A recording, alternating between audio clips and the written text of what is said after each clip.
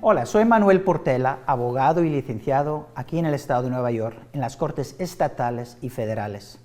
En el último segmento hablamos sobre casos de violencia que están vigiladas por varias cortes. Eso incluye la Corte de Familia, la Corte Criminal y la Corte Suprema, que vigila casos de delitos mayores. Y en este segmento vamos a hablar más en detalle sobre esas tres cortes que vigilan esos tipos de casos, casos que tienen que ver con violencia. ¿Qué es una orden de protección? Bueno, hemos hablado que la orden de protección es una orden firmada por el juez que ordena al acusado de no tener contacto con la víctima y que durante el proceso que se determina la culpabilidad o la inocencia de esa persona no puede tener contacto. Y hay dos tipos de órdenes de protecciones. Hay la orden limitada y la completa. Entonces, hoy vamos a enfocar más sobre las tres cortes que vigilan casos de violencia y órdenes de protección. La Corte de Familia es una corte que lleva casos civiles. Eso quiere decir que la determinación dentro de la Corte de Familia no va a tener consecuencias criminales contra la persona que está acusado, pero es un proceso civil para determinar si en la casa hay violencia doméstica.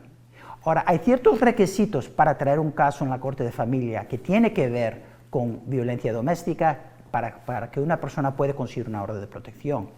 Hay que demostrar primero la relación, en que sea una relación íntima o que las personas viven en el mismo hogar. Entonces, ¿cuáles son las personas que pueden traer el caso dentro de la Corte de Familia? Bueno, primero puede ser entre esposos, puede ser cualquier miembro de la familia que están relacionados por sangre, o puede ser parejas que han tenido una relación íntima o que también comparten un niño en común. Esas son las personas que normalmente traen casos en la Corte de Familia cuando hay situaciones de violencia doméstica, cuando hay hostigamiento, intimidación o mismo abuso sexual.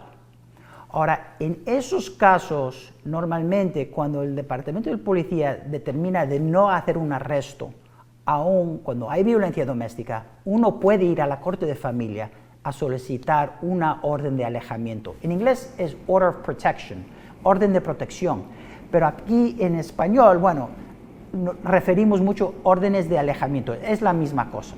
Entonces, es una orden que la persona tiene que mantenerse aparte. La Corte Criminal vigila casos que tienen que ver con agresiones de delitos menores.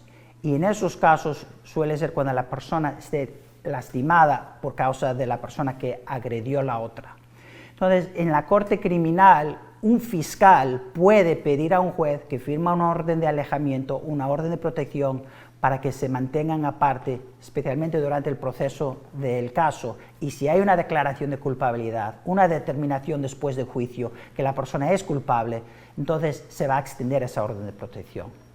La tercera corte, que vigila también órdenes de protección y violencia, es la Corte Suprema.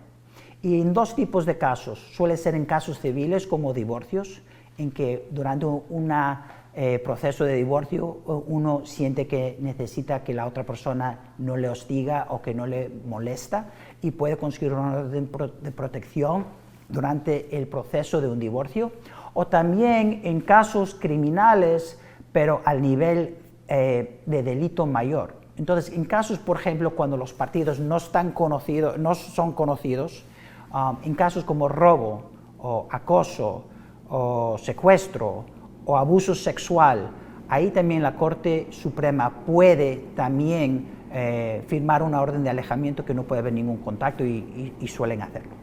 Bueno, gracias por acompañarme en este segmento legal. Si tienes cualquier pregunta, siempre puedes contactarnos en nuestras oficinas. Tenemos 3 oficinas, uno en Washington Heights, en la 181, la otra en Jackson Heights, Queens, y la tercera que estamos abriendo ahora es en el Bronx, en Boston Road y Southern Boulevard, en la calle 174.